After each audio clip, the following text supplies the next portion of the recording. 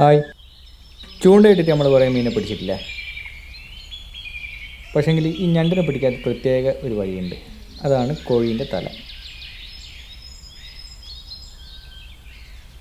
പിന്നെ ഈ സ്മെൽ ഉപയോഗിച്ചിട്ടാണ് നമ്മൾ ഞണ്ട് പിടി.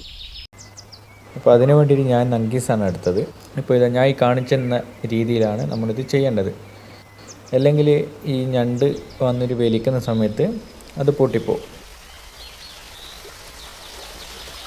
വീടിൻ്റെ അടുത്ത് തന്നെയുള്ള ഈ ഒരു കണ്ടത്തിലാണ് നമ്മൾ ഞണ്ടിനെ പിടിക്കുന്നത്.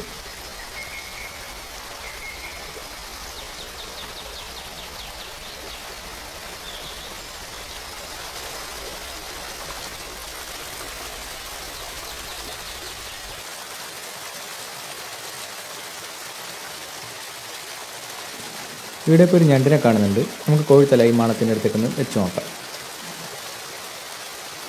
അധിക സമയമൊന്നും വേണ്ടി വരില്ല, കാരണം കോഴിത്തലക്ക് നല്ല സ്മെല്ലുണ്ട്. അപ്പോൾ അതുകൊണ്ട് എന്തായാലും ആശാൻ പുറത്ത് വേഗം വരും.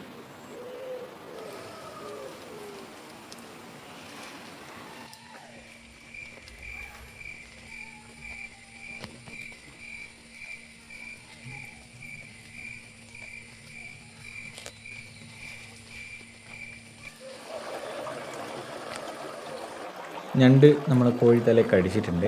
ഈ സമയം നമുക്ക് തിരക്കൊന്നും കൂട്ടാണ്ട് അത് വിട്ടുപോകാതെ വീട്ടിൽ ഞണ്ടിനെ എടുത്ത് ഉയർത്തണം. അപ്പോൾ നമുക്കൊരു ഞണ്ടിനെയും കൂടി കിട്ടിയിട്ടുണ്ട്. നമുക്കിതിനെയും കൂടി പിന്നെ താഴേക്ക് പോകാതെ വീട്ടിൽ നമുക്ക് ബക്കറ്റിലേക്ക് ഇടാം.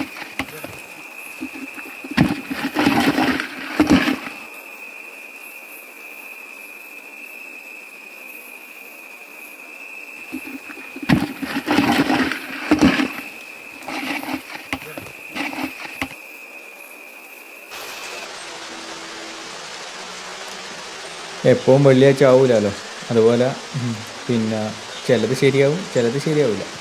ഈ ഞണ്ട് മിസ്സായിപ്പോയി. പക്ഷെ അങ്ങനെ നമ്മൾ വിടുവൊന്നുമില്ല കേട്ടോ, അവനെ പിന്തുടർന്ന് പിടിക്കുന്നുണ്ട്.